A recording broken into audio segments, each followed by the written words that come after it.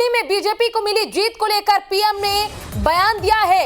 आने वाले दिनों के संकेत क्या है ये बताया जा रहा है। बिहार की सियासत इससे अब गर्मा चुकी है। पीएम के इस बयान पर बिहार के डिप्टी सीएम तेजस्वी यादव ने पलटवार किया। तेजस्वी यादव ने कहा कि पीएम कुर्नी पर बोल रहे हैं, इससे पहले मोकामा और गोपालगंज पर भी बोलना चाहिए था, जहां महागठबंधन उम्मीदवार की मामूली अंतर से हार हुई थी। तेजस्वी यादव ने कहा कि हम लोग देखेंगे कि कुर्नी में हार का कारण क्या था। तो फिलहाल कुर्नी में भारतीय जनता पार्टी की जीत को लेकर प्रधानमंत्री नरेंद्र मोदी ने बयान दिया है। उनकी ओर से साफ तौर पर कहा गया कि अब बिहार के विकास के लिए हम काम करेंगे और उन्होंने कहा है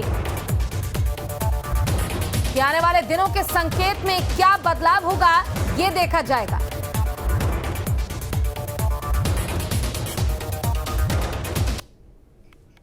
बिहार के उपचुनावों में भाजपा का प्रदर्शन आने वाले दिनों का स्पष्ट संकेत कर रहा है। सब बोलता ही है, उसमें क्या दिक्कत है? तो जिनको अपना अब तो बोलने के लिए है, लेकिन उनको एक बात की तो चिंता करनी चाहिए ना, भाई कुर्नी में बोले हैं लेकिन मोकामा में नहीं बोले या गोपालगंज पे क्यों नहीं बोले, इतना कम मार्जिन था। तो देखिए, फिलहाल प्रधानमंत्री नरेंद्र मोदी ने कहा कि बिहार में भारतीय जनता पार्टी का प्रदर्शन आने वाले दिनों के संकेत को दिखा रहा है कि किस तरह से आने वाले दिनों में बिहार में बीजेपी की स्थिति होगी और लगातार ये स्थिति बढ़ती और बेहतर होती जा रही है। और ठीक इसी को लेकर बिहार के डिप्टी सीएम तेजस्वी यादव ने भी पलटवार किया। उन्होंने कहा, प्रधानमंत्री नरेंद्र मोदी से सीधा सवाल पूछा कि आप कुर्नी उपचुनाव के परिणाम को लेकर बोल रहे हैं, आखिर इससे पहले आपने गोपालगंज और मोकामा के चुनाव को लेकर क्यों नहीं बोला था, जहां गोपालगंज में भारतीय जनता पार्टी के जो उम्मीदवार थे मात्र कुछ ही वोट से जीते थे और मामूली से वोट के अंतर को लेकर आप इतने खुश हैं, उत्साहित हैं। तो आखिर आने वाले समय में जब इस पर मंथन किया जाएगा तो जवाब भी आपको जरूर मिलेगा। तो देखिए, वार पलटवार का दौर शुरू हो चुका है। कल जिस तरह से बीते रोज परिणाम सामने आए, हमने देखा कि भारतीय जनता पार्टी को कुर्नी में लोगों ने चुन लिया है। लोगों का विकल्प इस बार जेडीयू नहीं, महागठबंधन नहीं, बल्कि भारतीय जनता पार्टी है और इसी विकल्प को चुनते हुए अब सियासी पारा भी गर्म होता नजर आ रहा है, क्योंकि बिहार में जिस तरह से अपने आधार को तलाश रही थी भारतीय जनता पार्टी, उसकी तस्वीर कुछ हद तक अब साफ होती नजर आ रही है। और अगर ये तस्वीर आगे और साफ हो गई तो थोड़ी मुश्किल महागठबंधन के लिए हो सकती है, क्योंकि बिहार में क्षेत्रीय पार्टियों का इस कदर पिछड़ जाना और उसके बाद लगातार बीजेपी का आगे बढ़ना, ये संकेत महागठबंधन के लिए या यूं कहें नीतीश कुमार के लिए बिल्कुल भी ठीक नहीं है। फिलहाल जब एक जनसभा को संबोधित कर रहे थे प्रधानमंत्री नरेंद्र मोदी, तो उन्होंने बताया कि कुर्नी में बीजेपी की जीत ये हमारी जीत है, बिहार के लोगों की जीत है। ज्यादा जानकारी के लिए हमारे संवाददाता अमित जुड़ चुके हैं। अमित, फिलहाल देखिए, आरोप प्रत्यारोप का दौर हम सोचते हैं इस बार थम जाएगा, लेकिन वो कभी नहीं थमने वाला। जहां एक तरफ प्रधानमंत्री नरेंद्र मोदी ने कहा कि बीजेपी के बेहतर प्रदर्शन से आने वाली स्थिति और तस्वीर बिल्कुल साफ हो गई है, तो वहीं तेजस्वी यादव ने कहा है हार पर मंथन करेंगे और करारा जवाब भी जरूर देंगे। फिलहाल क्या कहेंगे इसको लेकर?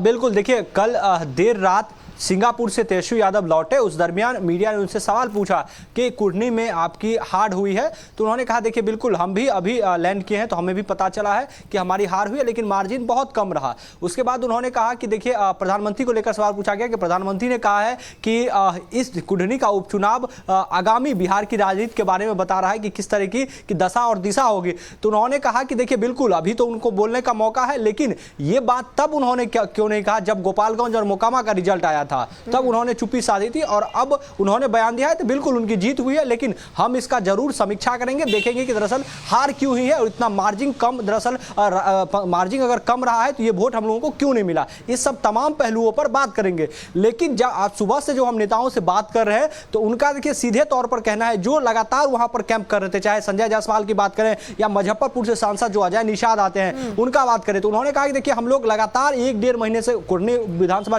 उपचुनाव में वहां बने हुए थे, लेकिन वहां एक ही चीज देखने को मिला कि जो भी वोट महागठबंधन को मिला है वो सीधे तौर पर आरजेडी का वोट है, उसमें 1% भी जेडीयू का नहीं है। जो नीतीश कुमार का मान लीजिए कि अगर जनाधार 2005 के समय में था वो पूरी तरीके से साफ हो गया है। और उन्होंने यहां तक कहा कि नीतीश कुमार हम लोगों के साथ जो थे तो पूरे तरीके से राजा के तरीके से वो रह रहे थे, जो कहते थे हम लोग मानते थे और उसी पर कार्य किया जाता था। लेकिन महागठबंधन में जाने के बाद उनका बंधुआ मजदूर का तरीके से हो गया, वहां तेजस्वी यादव फैसला करते हैं, तेजस्वी यादव सारी चीजों का डिसीजन लेते हैं, वही नीतीश कुमार को मानना पड़ रहा है। तो अब नीतीश कुमार के लिए सबसे बेहतर होगा कि वो संन्यास ले लें, क्योंकि बिहार में उनका कोई भी जनाधार नहीं बच गया है, जिसका एक स्वरूप कोटनी विधानसभा में भी उनको देखने को मिला, जहां पर हर तरीके का हथकंडा अपनाया गया। तेजस्वी यादव का 4 सभा किया गया, नीतीश कुमार एक साथ गए, लेकिन कुछ भी देखने को नहीं मिला। तेजस्वी यादव ने यहां तक कहा कि देखिए लालू प्रसाद यादव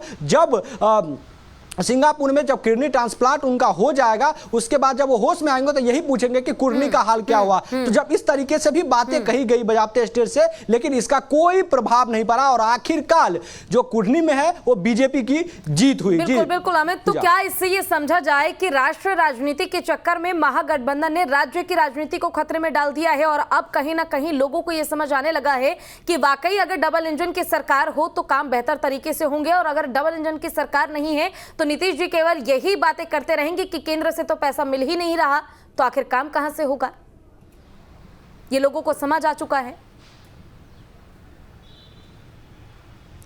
बिल्कुल बिल्कुल, देखिए इसमें एक बात पूजा और जोड़ूं कि देखिए जो अजय निषाद मुजफ्फरपुर से सांसद आते हैं और कुर्नी विधानसभा उन्हीं के क्षेत्र में पड़ता है, तो उन्होंने इस बातों को लेकर कहा, देखिए 17 साल से मुख्यमंत्री है, सरकार में बने हुए, लेकिन इसके बावजूद अगर वो अपना स्टैंड नहीं बना पाए, अपनी मजबूती आज तक नहीं बना पाए, तो अब उनके लिए कुछ नहीं बचा हुआ है। अब देखिए मैं आपको दावे के साथ कह रहा हूं कि 2024 और 2025 में बीजेपी 2025 में भी अकेले बिहार में लड़ेगी और पूरी बहुमत के साथ जीतेगी, जिसका एक नजर आपको कुर्नी विधानसभा में देखने को मिला है। उन्होंने चिराग पासवान का जिक्र किया कि चिराग पासवान हम लोगों के साथ रहेंगे पूरी तरीके से, और चिराग एक अहम फैक्टर काम कर रहा है चुनाव में। जो राज्यसभा सांसद हैं सतीश चंद दुबे, उन्होंने इस चीज को लेकर भी दावा किया कि बिल्कुल चिराग फैक्टर भी अहम रहा।